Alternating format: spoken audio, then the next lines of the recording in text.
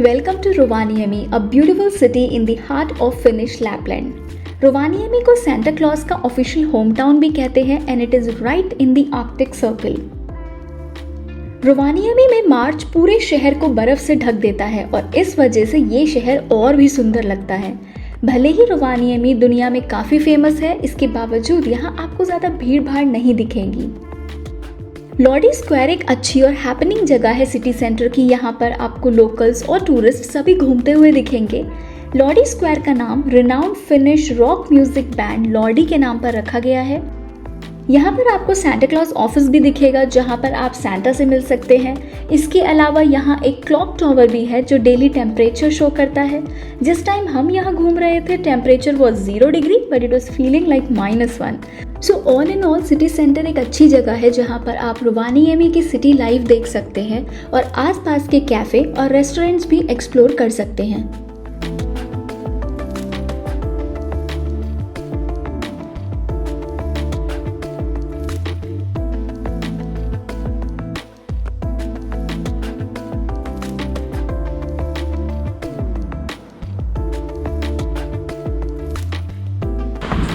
तो इस समय हम हैं रोवानिएमी में, फिनलैंड, और ये पीछे सुंदर सा लैंडस्केप है आज के पूरे दिन की स्नोफॉल के बाद।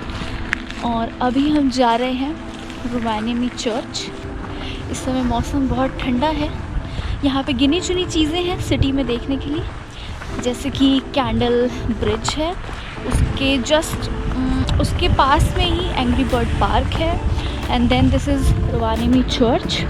और कैंडल लाइट ब्रिज के से बहुत ही अच्छा व्यू आता है पीछे लेक का। इस समय लेक पूरी फ्रोज़न थी तो very beautiful view. City centre explore करने के बाद हमने वॉक करना शुरू किया टुवर्ड्स रोवानिएमी चर्च। ऑल्दो इस रूट पर बसेस भी अवेलेबल हैं but we decided to walk क्योंकि मौसम इतना अच्छा था, बर्फ़ पड़ रही थी और रास्ते के जो व्यूज़ थे वो भी बहुत सुंदर थे। फिनिश लैंग्वेज में चर्च को किर्को कहते हैं। ये चर्च 1950 में बनी थी और तब से एक पॉपुलर प्लेस टू विजिट है रोवानिएमी की। इस चर्च की पुरानी बिल्डिंग जो 1817 में बनकर तैयार हुई थी वो 16 अक्टूबर 1944 को लैपलैंड वॉर के टाइम नाजियों द्वारा जला दी गई थी। विंटर्स में चर्च के टाइमिंग सुबह 11 AM से 2 PM तक होते हैं। During our visit it was closed but luckily वहाँ पे एक इवेंट की प्रिपरेशन चल रही थी and those people they let us in for around 10 minutes. तो make a note of timings अगर आप जनवरी से मई के बीच में ट्रैवल कर रहे हैं। तो चाहे आप चर्च के आर्किटेक्चर से इम्प्रेस हो या इसके हिस्टोरिकल सिग्निफिकेंस से, रोवानिएमी चर्च ज़रूर विजिट करें। भले ही हमें बहुत ज़्यादा टाइम नहीं मिल पाया चर्च को अंदर से देखने का, पर क्योंकि ये एक इम्पॉर्टेंट हिस्टोरिकल लैंडमार्क है फिनलैंड का, I am glad I got to spend some time here.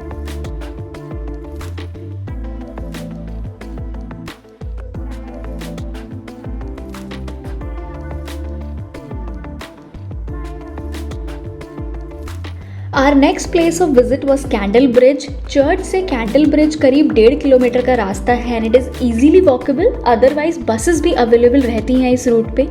ये ब्रिज 1989 में बना था and since then it is an important landmark of Rovaniemi. ये मॉडर्न टाइम्स में बना पहला सस्पेंशन ब्रिज है लैपलैंड का।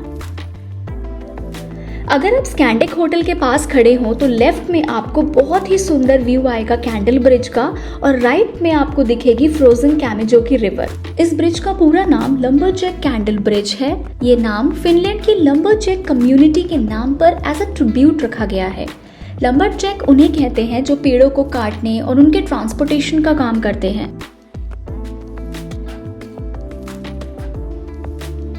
तो यहाँ से व्यूज़ एंजॉय करने के बाद अगर आप रिवर के पैरेलल वॉक करते रहे फॉर लाइक अनदर 10 मिनट्स तो राइट साइड में आपको दिखेगा angry Bird park. Angry bird cartoon सबका ही फेवरेट होता है और यहाँ रोवानिएमी में आप एंग्री बर्ड पार्क में कुछ टाइम स्पेंड कर सकते हैं। There is no entrance fee for this amusement park. Compare to all expensive tours जो आपको यहाँ रोवानिएमी में मिलेंगे, आई थिंक ये पार्क एक अच्छा ऑप्शन है for kids and other people for something entertaining that too free. ये पूरा पार्क एंग्री बर्ड थीम पर बना हुआ है। स्विंग, स्लाइड्स, रोप वॉक सब पॉपुलर एंग्री बर्ड कैरेक्टर्स से इंस्पायर्ड हैं। वैसे तो इस पार्क की कुछ स्लाइड्स किड्स के लिए ही है, but I would say everyone should go and visit this park when in रोवानिएमी।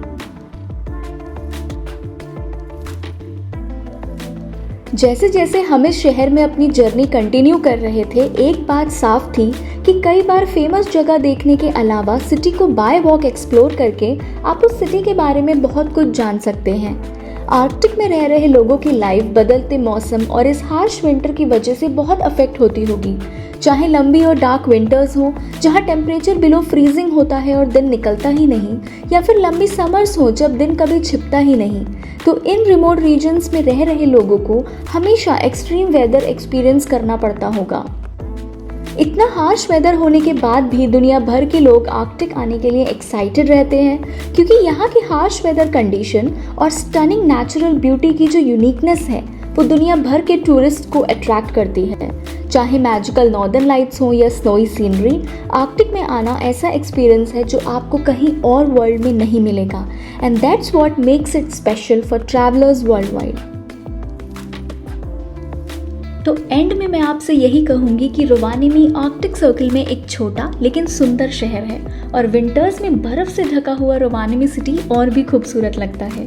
रोवानिएमी में आप इन सभी जगहों के अलावा सांता क्लॉज विलेज जा सकते हैं और सांता क्लॉज से ढेर सारी बातें कर सकते हैं।